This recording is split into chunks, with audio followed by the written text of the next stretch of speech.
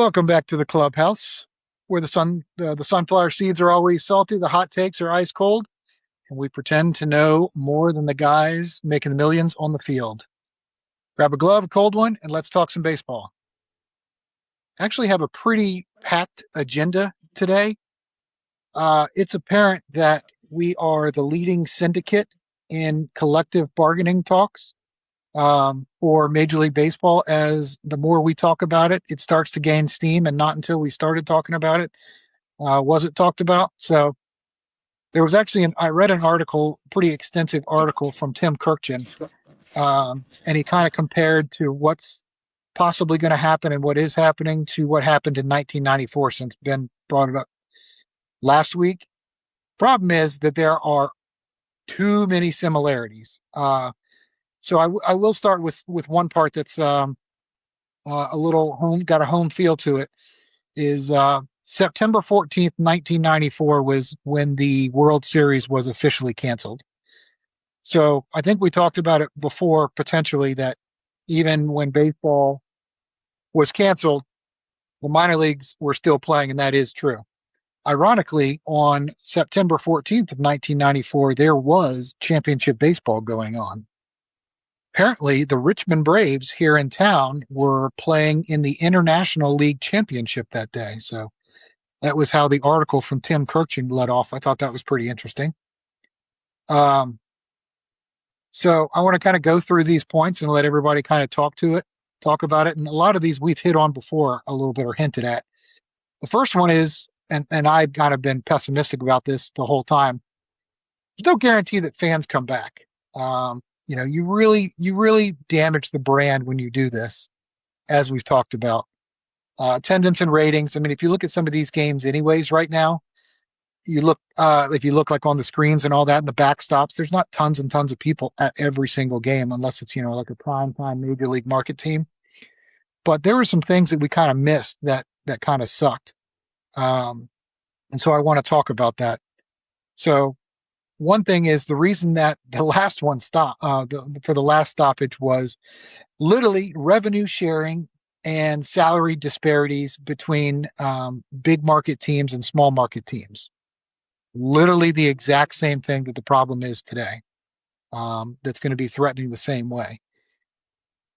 Does anybody remember? I maybe not been as much, but I don't remember the talks at that point in 1994, 95, whenever it was. But if it's the same as it was now without social media, which is kind of, I can imagine this one is potentially even worse just because of social media and the internet. My recollection is that much like the Dodgers are ruining baseball now, is what people say. Back then, I think people were saying the Yankees were ruining baseball. That tracks. Yeah.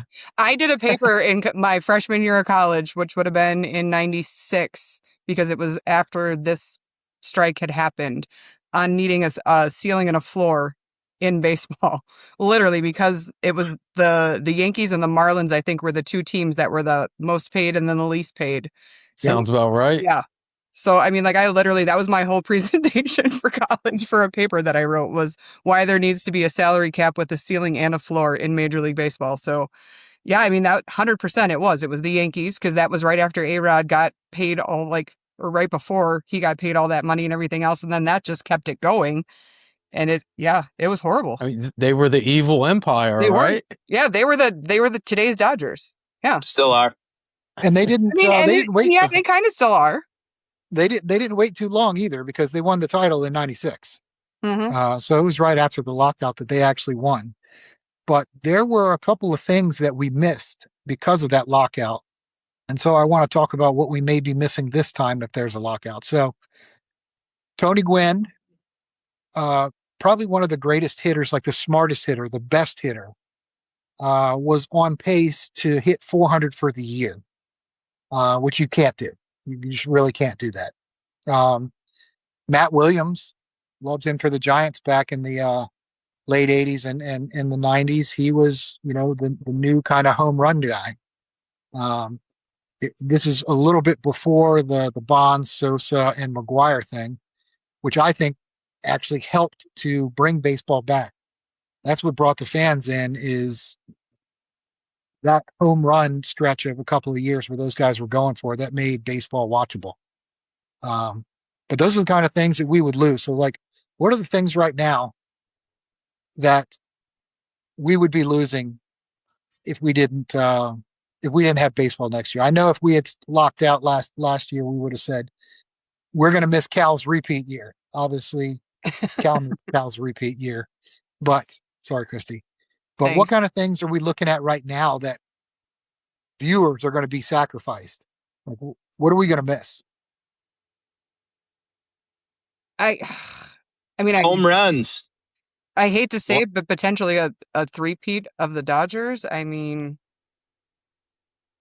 could be another Triple Crown winner as well with Oh, it would be a yeah, four-peat if it's or next year yeah, that gets yeah. shut Well, I mean, down. if they, yeah, if they, yeah. I mean, has that ever happened? Same team 4 years in a row? That's a good question. I don't I think don't think so. so. If anyone, it would be the Yankees. it would have to be the Yankees, but I Unfortunately, don't think they have. I mean, they've won I a don't think they quarter do. of all the championships, so it would be hard for somebody to find a way to get four in there without them at least having something to say about it. yeah, I don't think 4 in a row has ever been done, but the Yankees themselves have done 3 in a row. I believe that was 98, 99, and 2000. And then they lost in 2001 to the D-backs. No, 2000. Well, yeah, because that's the year that they beat the Mariners to make it to the World Series. Is 2001. That was our, yeah, yep. Is that the Randy Johnson, Luis Gonzalez D-backs? Yep. Yep. Oh, yeah. And then they made it 2 years later against the Marlins and lost. Yeah, It's so funny it's that we literally mentioned the Marlins. well, I mean, you can call them the Marlins or you can call them the pre-Devil Rays. I mean, it's the exact same thing going on. And if you Ex- talk to the ex- Devil Rays, I doubt they have any interest in changing their business plan because dang it, if they aren't competitive every year somehow, and now like one of the best in the league with 10% of the payroll of the Yankees, and the Mhm. Yankees aren't going to change either. If spending money's not going to work, you're just going to throw more money at it, I assume, right? Well, I was saying it was funny when we mentioned the Marlins. I think the Rays, the A's, and the Brewers, teams like that, need to take a page out of the Marlins books because they won in '97 on Edgar Renteria, and then they won again in 2003. And then they, for some reason, they just sell off their whole team because they can't afford to pay anybody. So I guess trying to sustain that, they should take a page out of the Marlins book, or the Marlins should take a page out of the higher salary teams' books. But whatever they're doing, I mean, 2 World Series in a span of like 6-7 years for a team like that, I'd say that's pretty impressive. I think it's incredible to be able to retool and win a championship with, I wouldn't say everybody's leftovers, but people that were obviously willing to take less. Some of them were kind of at the end of their careers, and some were a little bit younger than. Um, was like Carl Crawford on the Marlins? Was he young at that time? Was he part of that? Nah, he's always Devil Rays. Oh, Which, the 97 or the '03 Marlins? Because the '03 I think Marlins, I think it was Pudge, Derek Lee, Luis Castillo, one of the Alex Gonzalez's, Mike Lowell at third, Juan Pierre in center, Juan Encarnacion. And then on the mound, it was Josh Beckett, AJ Burnett, just to name a few guys. Just a few off the Or top all of of your them. head, Ben. yeah, I was going to say, good Lord, you want to give me their numbers and their batting averages or ERAs? He could if Oh, you really wanted him to. how could I forget Miguel Cabrera, rookie Miguel Cabrera in left Well, field? I was going to say almost except for Miggy, most of Yeah, none of those people were on there. That was not their original team. Like everybody else ended up there for the most part. Uh, and they did Carl that twice. Pavano. Yeah. Yeah, Edgar Renteria was in '97. That was the Dave Dombrowski Marlins. And Sheffield was out in one of those as well. I think so, yeah. I don't know about that team, but I think he played for the Marlins for sure. Yeah, whatever they're doing, though, other teams need to figure that out. Maybe it's just the front office. They just have better people in the front office, more knowledgeable people who Yeah, can, or the scouting. I that's don't what I know. thought the Mets were getting when we brought in Milwaukee's David Stearns and didn't work. Fail. Epic fail. I mean, there's no bigger crapshoot in the four major sports in scouting than baseball for sure. But still, I mean, I'm sure there are still experts out there. So if you're slated as one of the experts, you better perform, especially if you're going to end up in a big market like that. last thing about the lockout is it seems like the only way to prevent it is if there is honest, proactive bargaining. And it was hard for me to say that without like smiling because what's been going on is literally the opposite. It's like they're really trying to irritate the other one, like on Yeah, purpose. like on purpose. Yeah, you just like poking the bear instead of being like, hey, maybe we should talk about this again. It was like, hey, just a reminder, you suck. Yeah. It's pretty much how it's going. So I think at some point someone's gonna have a come to Jesus moment where, a big brother somewhere is gonna be like, look, we need to get this going. And a lot of times, I think last time it actually started with the players, some big name players that were very vocal in their clubhouses kind of getting together and being like, look, we need to get this done. And it was weird because it was the people who didn't need the money the most. The people that need the money are all these kids that don't have the contracts yet. The ones that, have all the deferred money. Well, the people that deferred money are the best ones. You don't have to worry about losing anything. Show all your time is going to lose $1 million. But there's so many of the young guys that are going to be affected while the 10% or 8% are going to be just fine. So in the end, no one really wins. It's just a matter of who loses less, which kind of sucks because in the end, like, again, there's no winning situation here except to have baseball. That's the only thing. And then everybody wins. Again, it's just the level of how much you win, which is why greed is 110% the reason that this is going on. But again, I think we're the leading syndicate in this. So I want to see what kind of advancements the talks have in the next couple of weeks after our podcast gets out there. But how's everybody's week been? Pretty good according to the internal competition. We will get to that, but yeah, there was quite a bit of harmony there as well. Everybody was playing in the same pool it was until like the very end of it. That was pretty good. I'm looking forward to going through that. I wouldn't say it was highly competitive. I think it's ironic that so many people had the exact same amount in the categories. Again, we'll get into that, but let's go through let's do it officially. Let's go through the digs for everybody. Kristy, do you want to go first and get it out of the way? Sure, why not? Good. We just won 2 against the Astros, so I'm good. I'm on an upswing. Your bats aren't. You are in an offensive ice age, is what they're calling it. I think you're 8 games under 500 now. I think after the All-Star break, you were like above 500, weren't you? Like 1 game above, yeah. Oh my gosh. What a free fall. There was a 5-game stretch where you only scored 5 runs total. Mm-hmm.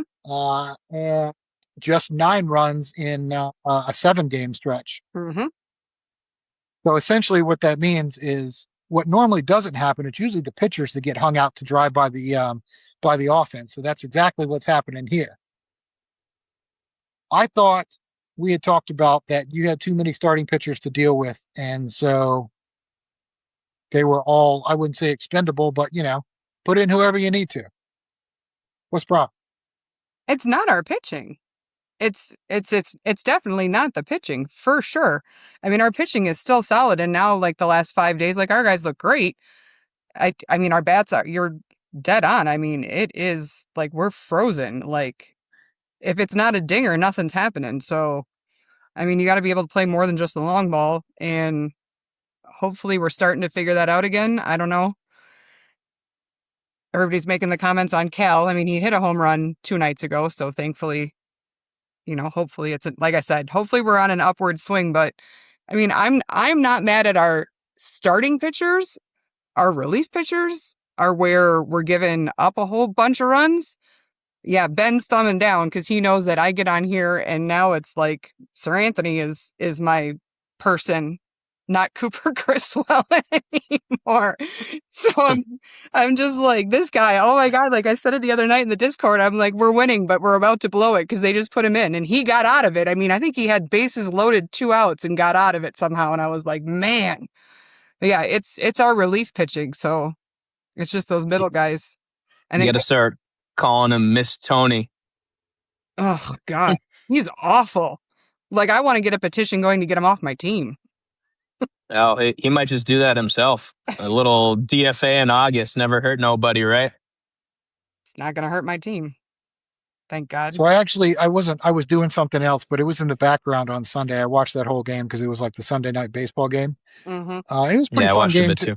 Yeah, it was a fun game to listen to. The commentators, 90% of the time, no matter who was up to bat or what was going on, they were talking about Cal Raleigh. And all of it really was positive. They were trying to be as positive as they could. You know, obviously he forgot how to, use a wooden stick when he's standing at the batter's box, but he did hit that home run, and they were like, this is it. This is what he's been waiting for, and blah, blah, blah. And they acted like, he had just, broken the record or something like that. But Well, you know that those were our commentators. That's who I listened to every single Mariners game that were broadcasting for that game nationally. So it that helped. would explain the overwhelming positivity. I was like, Yes, dude, yeah, I yeah. feel great about. I left that game feeling great about Cal But Raleigh. that's how I was feel like, I so know great your too. offensive Like, stats are in the dumps. But yeah, I was Ryan. like, I feel good. I feel like he's making a comeback now. It's based on nothing. But I felt so positive after that. Now I Yeah. know that was just freaking snake You were oil there. brainwashed. Oh, that Yeah, it was was so the Kiwi that you hear, that's Ryan Roland Smith. His nickname is Hyphen because he was the first ever hyphenated baseball player on a jersey. And I then, remember him. Yeah, yeah, mid 2000s. yeah, he was a pitcher for us. He actually did our home run derby the other night and actually hit two. He's never hit a home run in his life, but he actually hit two. So it was pretty cool to see. Ryan was excited. But yeah, no, those were our normal broadcasters. So that's why it was so Mariners positive. Yeah, they were like, oh, I mean, he's they're been great great in the. broadcasters all in all. I mean, like when you listen to them, and a lot of times, like when I get my Mariners games every single day, like Buhner's always in with them in the box and everything. So it's fun, and they're not like super Mariner swayed that's all you hear. They talk about everybody, so they're really enjoyable. I really like my guys that do our broadcast. I think they did a great job of the game. Like I said, it seemed like it flowed pretty well. It was pretty good. Didn't just sound like guys that were out there like joking with each other or kind of like being off cuff and all that. I mean, it sounded like it was the regular national crew, but whatever. Screw them now because now they were just, full of it. But Ben, let's move to you. So you were pretty awesome for a while. And then I guess you're down to earth a little bit. There was a 10-game stretch recently where you were 3-7 and now you got some injuries. Tell me about some of these injuries here that I'm hearing. Like, tell me about Tristan Case for 60 days. What's that about? Tristan Casas, and he hasn't been a factor all season. He's like a thing of the past. He used to be a stud prospect a few years ago, and then had a great one season, I believe it was. And then from there, he just kind of tailed off. And then in classic, like unathletic baseball player fashion, hits a little dribbler to first base, tries to run out of first, blows out his patella tendon, stepping on the bag. It's gruesome. If you ever want to like look at it on YouTube, you can look it up. So he hasn't been a thing. Yeah, he hasn't been a thing since last year. So I'm not even worried about him. Roman Anthony started his rehab assignment up in Portland, Maine today for the Sea Dogs. So I'm hoping he plays like a week with Portland. Then he goes to AAA in Worcester for a week. And then my personal goal to see Roman back is September 1st. I don't know if that's real or not, what their plan is. That's just as a fan, based on everything that I'm hearing, that's when I expect to see him next, which will be really nice. We did just lose a couple bullpen guys as well, Whitlock and Justin Slayton. Not like world beaters. Whitlock is one of the better bullpen arms in the game. Slayton's pretty solid. Not two world beaters. It's not like we lost Chapman or anything, but two key guys in the bullpen. So we're gonna have to lean on some guys from AAA filling in. What about Garrett Crochet? Was he moved to 60 day? Is that what I was seeing? Yeah, he was moved to 60 a while back. It sounds like he's starting to somewhat progress. He's playing catch from like 60-ish feet on flat ground, so that's like the very early stages. I've been pretty pessimistic with him coming back. It doesn't sound like it'll be as a starter, but if we can get him as like a weapon out of the bullpen, maybe an inning or two late in the season or even in the postseason, I would absolutely take that because he actually started as a reliever. And he already throws gas as a starter, but as a reliever, you throw harder because you only have to pitch for an inning or two. So he already was throwing high 90s. So he's going to be probably matching Chapman as far as velocity goes. So 102, 103. But I'm hoping he finds his way back. But a few injuries here. We hit a lull. You can't win 15 in a row every day. It was bound to happen. I was expecting it to come back down to earth. Me and my I'm forgetting the word now. What was the word I taught you guys? Contrarian. Yes. Thank you, Kristy. I brain farted for a sec. Yeah, I tried to be contrarian as long as I could, but then I bought in.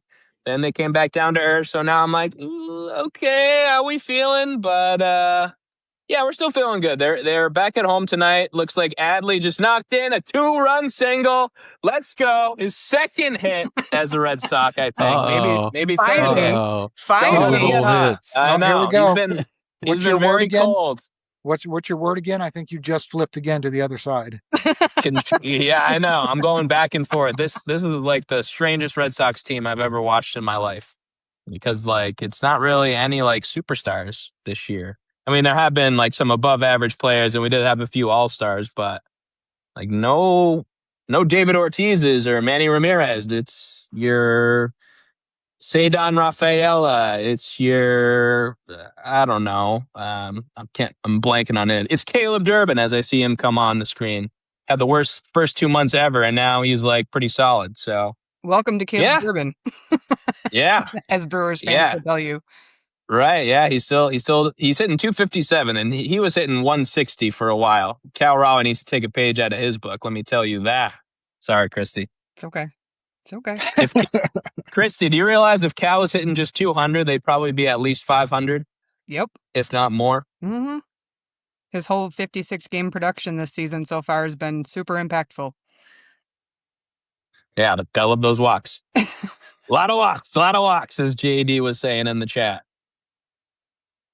Caleb Durbin, sack fly, 3-0 Red Sox. Let's go. Feeling good. We're definitely not doing run differential if there's host pick for sure this week. So we'll get that out of the way right now. We're not going to fall. I'm not going to fall for that again. I'll say for the Braves that our pitching is going to ensure that. I mean, it's pretty obvious that we're going to get to the playoffs at some point. If we completely blow it and end up in the wild card as a wild card, I think we won't even make it out of the weekend. But I don't think our pitching is going to. I don't think our offense is going to be able to overcome what our shortcomings are at pitching. We did just get back AJ Smith Shawver. They actually didn't even have a roster spot for him, so I had to finagle some things, and some guy had to be sacrificed. I didn't think that was that hard because people have been waiting all season for him. So I would have picked, just about anybody not named Chris Sale at this point.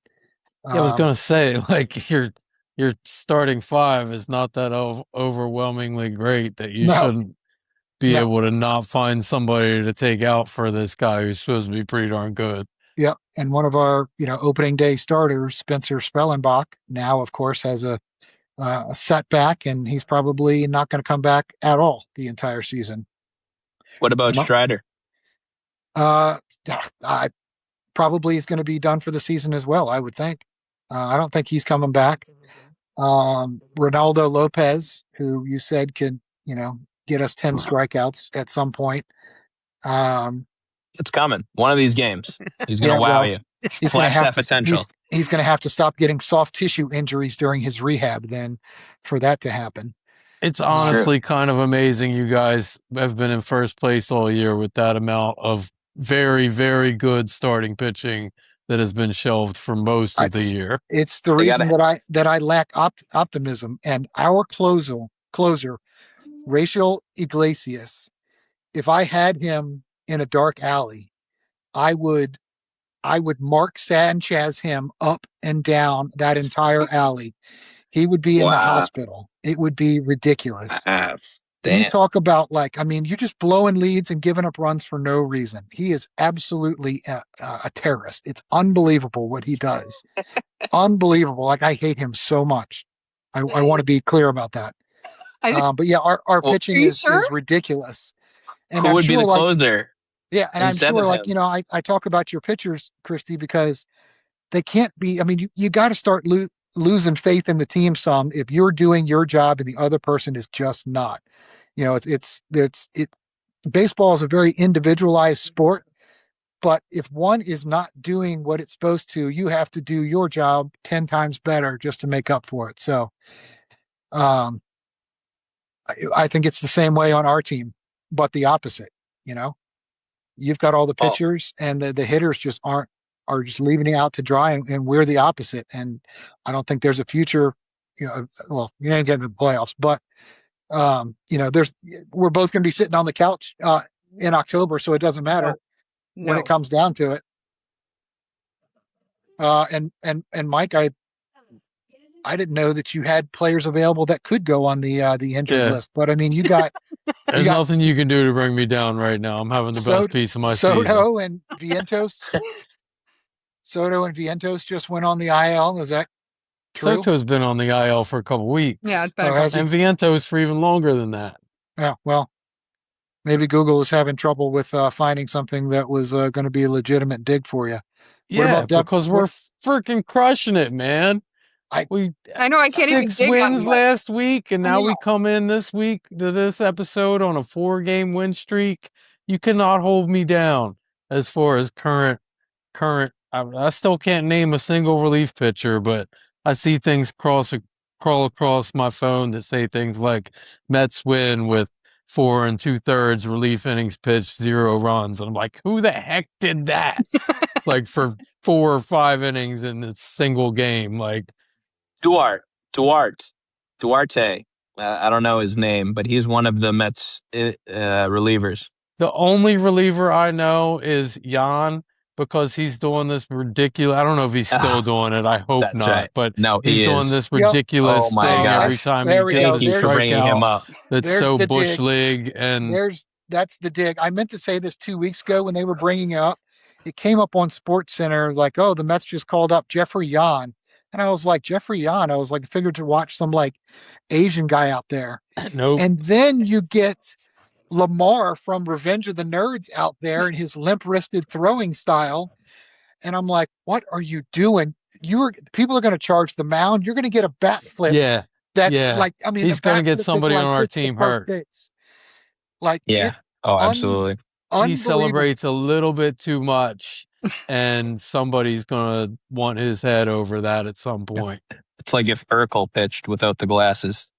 Yeah, dude, it's nuts. And I know that he probably put butts in seats in the minors, but it's a little bit different now. You can't like do that kind of stuff in the majors.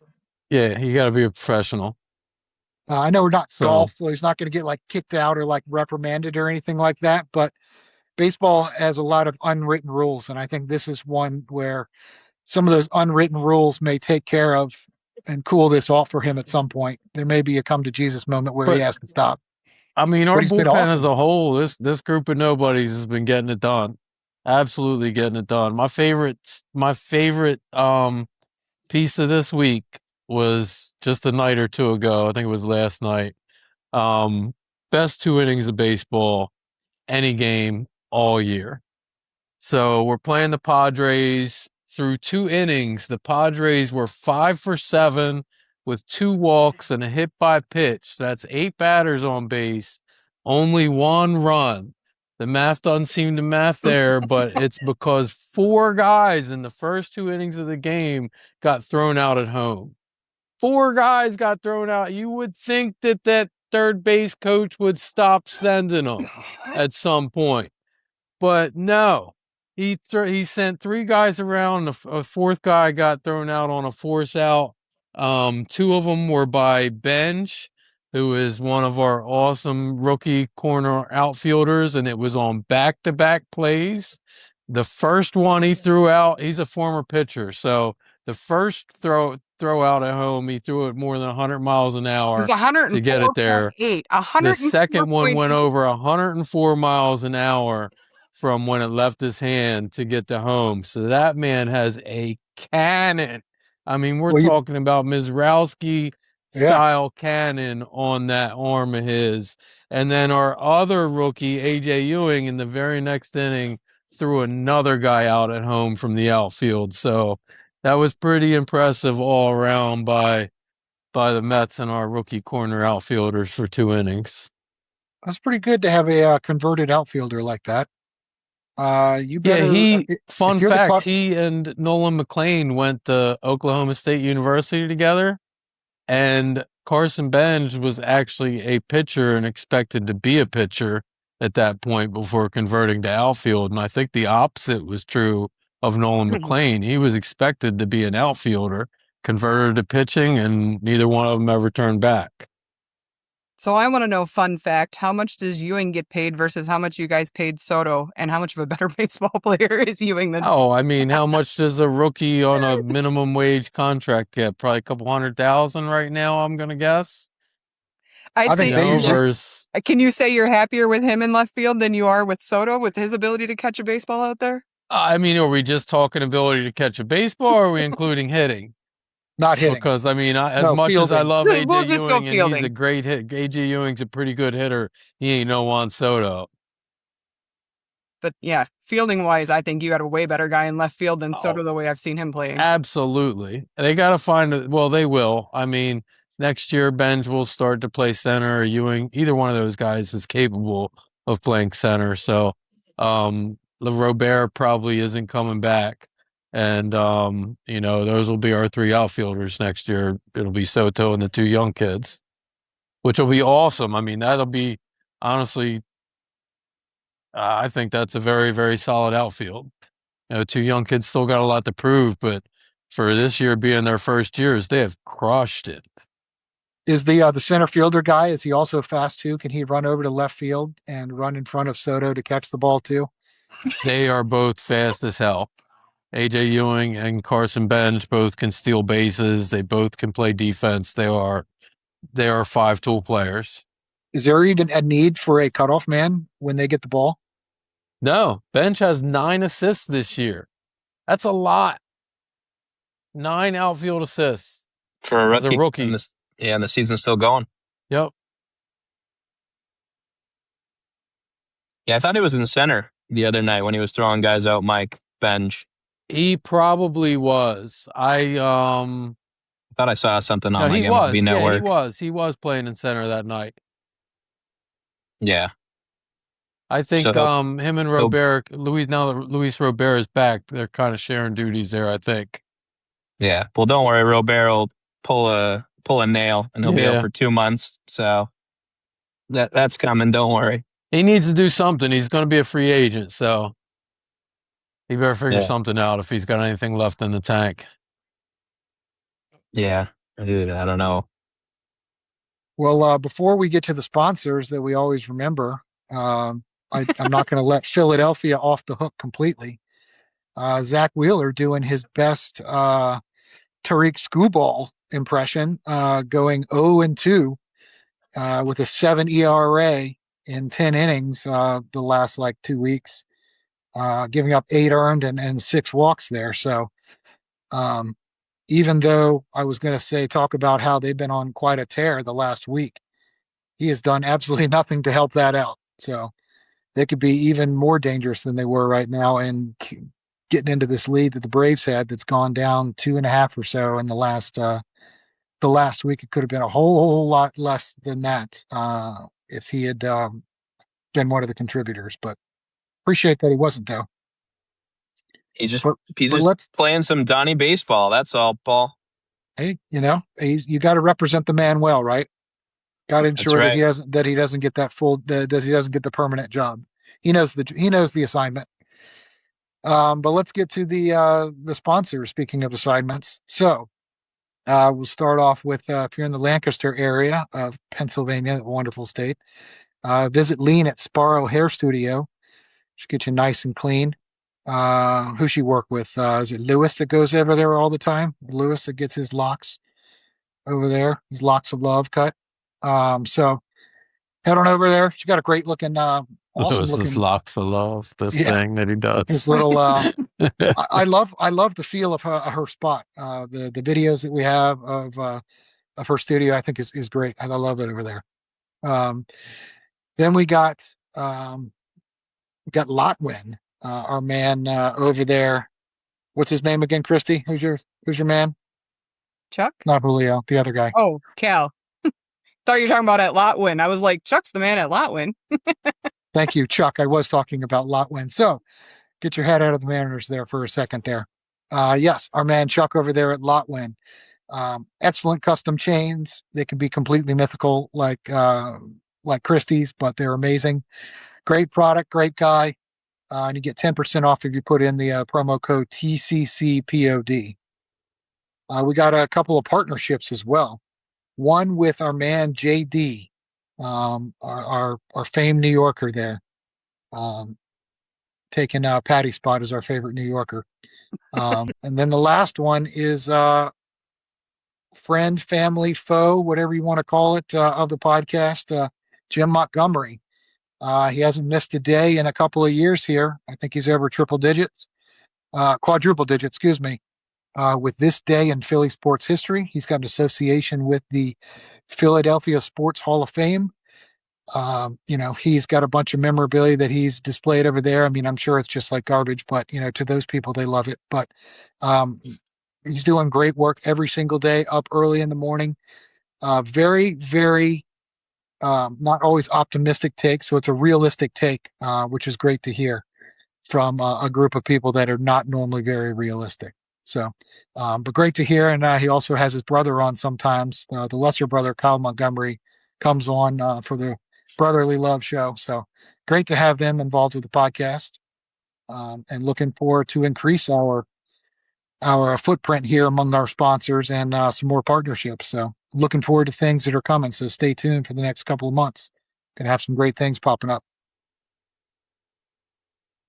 But I think that'll do it for the first half. We can get into, I know we've been teasing the competition update, so we'll get to that and then get some new categories and get some competitive takes. What up, everybody? The Beard is here.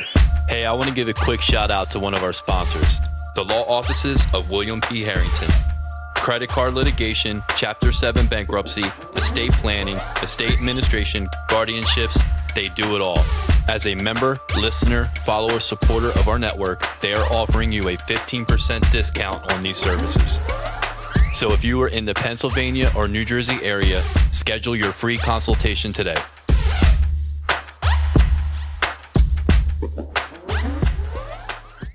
All right, let's shout out our partners. The Clashing Conferences Sports Fan Network is proud to partner with Jim Montgomery and JD Talking Sports. Is this guy gonna Discover, stop talking? like, and subscribe to their podcasts and content.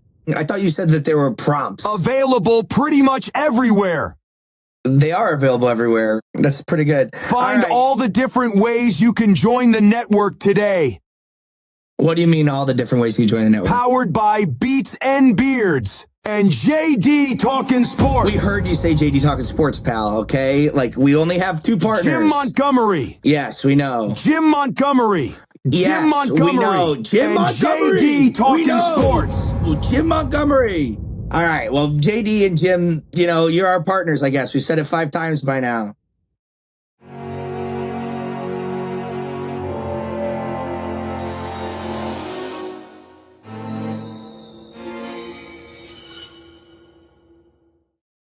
All right, welcome back. Let's talk about some internal competition updates. Very competitive, to the tune that everybody scored points. Everyone scored multiple points. Well, somebody didn't score points.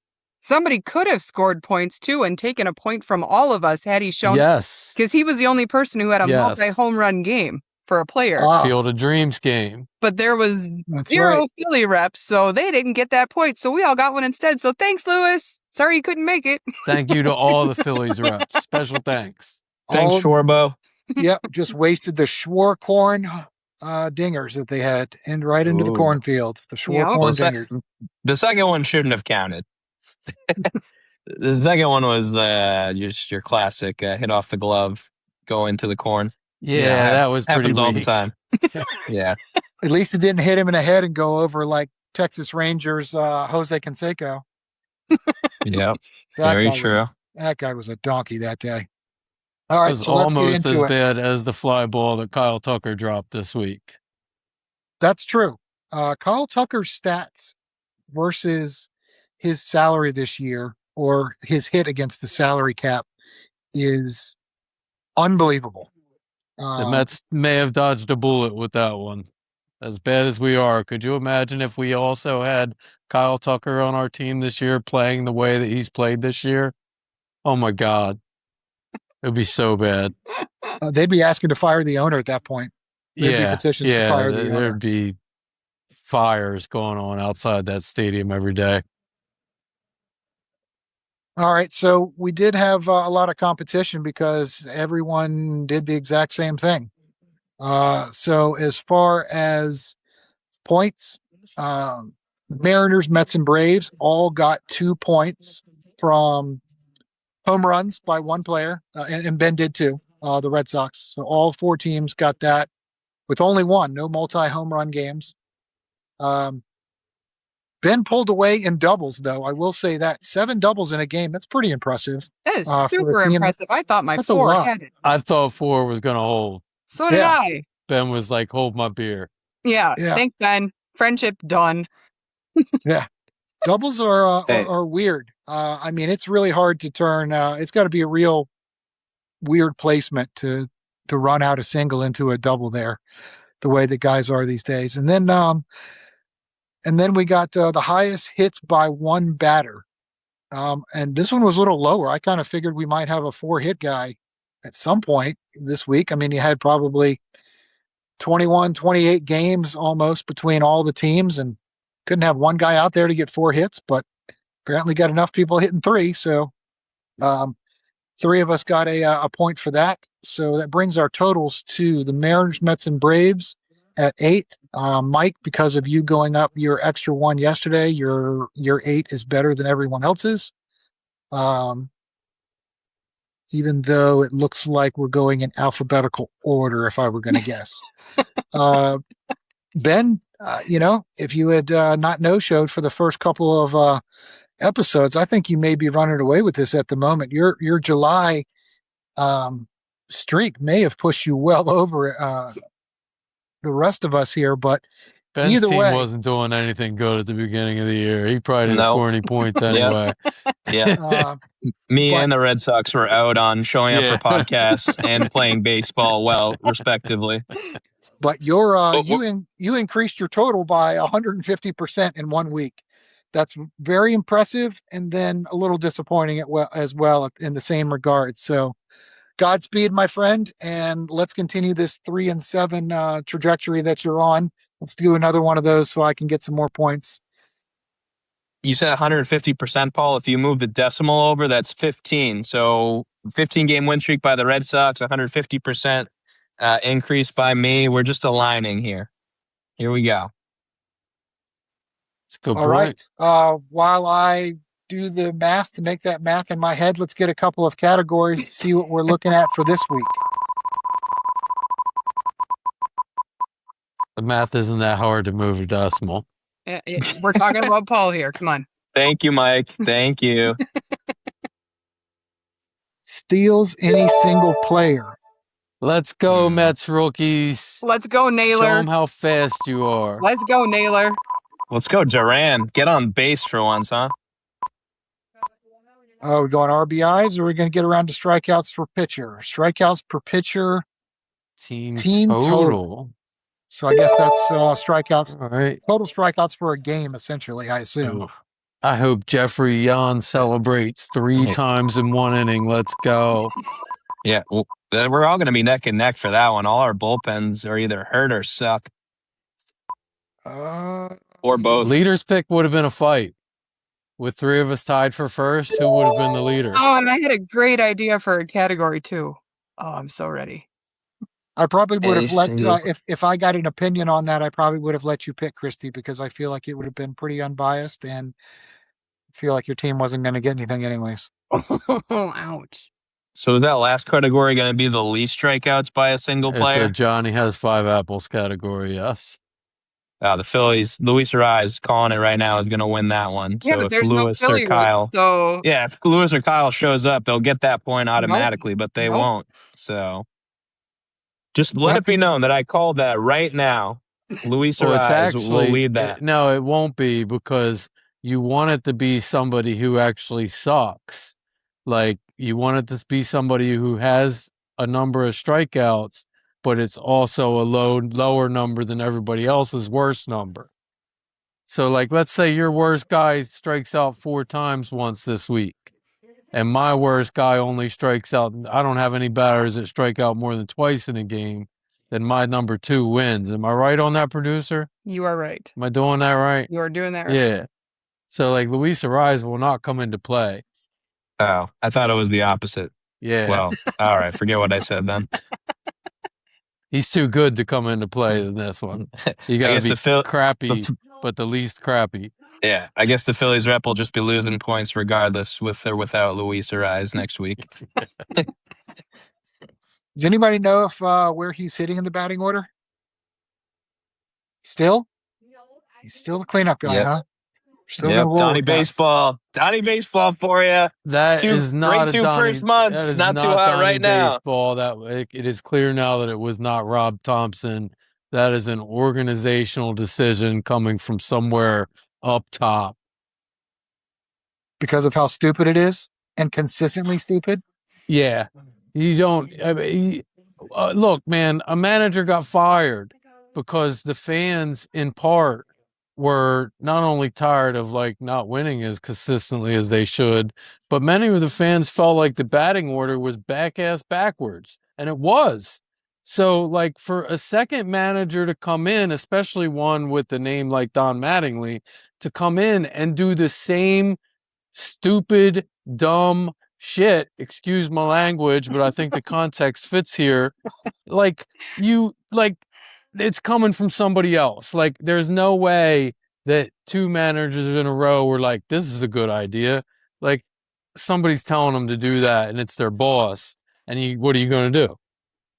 I would find a way to let the name slip in an interview somehow. Just be like, oh, when blah, blah, blah, so, we talked about, or I talked with blah, blah, blah about the lineup, and just kind of throw the name out there just so people hear the name. It needs to happen. Because why would he have taken that job knowing that? It's going to make him look like an idiot. I hate to say it, but that's where managerial jobs have gone over the past couple of years. Like, it's all yes men who are listening to the analytics guys in the front office telling them what to do. And baseball has really tried to crack down on it by saying you can't have in-game communication. So, like, your front office cannot be talking to your manager during the game. But that doesn't mean that all year long they're not having conversations in the front office and saying, you need to do this. You need to play this guy at this position. You need to bat this guy at this place in the order. They're absolutely telling managers what to do anymore, and analytics is running the show in a lot of baseball departments. I was just going to ask Ben, like, how much is that analytics playing a key into what they're doing? Are they just strictly going off of that? In order to do the same for 2 managers in a row? Yeah. Cora got fired early in April, but the first 2 months we had driveline guys in our front office, and then they slowly started to wean those guys out. And I mean, look what happened now. Cora literally got fired because he refused to be a yes man, right? Yeah, pretty much. Yeah, it was like him versus Breslow. Like, how do we want to manage this team? How do we want to do the lineup? And unfortunately, Breslow won, but fortunately is good now, right? Who would have seen this coming? I was in the majority, I think, in wanting to keep Cora, but unfortunately it ran its course, and that's why I'm a fan and not GM of the Red Sox. Breslow's got to be feeling pretty darn good right now. Yeah. We'll see. There's still a couple weeks to go here. Yeah. He definitely saved his job for the year. Yeah, he can at least come out and say, look, if we had done it my way the whole time, maybe we'd be okay right now. And maybe that's wrong, but he could say that. Yeah. Yeah, sorry, the Red Sox just gave up a grand slam to start losing the game. 4-3 at Diamondbacks. I assumed it had to be that. Yeah, absolute bomb. Well, let's talk about some of the races before we head on out of here. What are you looking at right now, Ben? I mean, I know that the Yankees had built up some wins to start the year, but now obviously they're pretty mediocre. You came on strong to kind of level that out.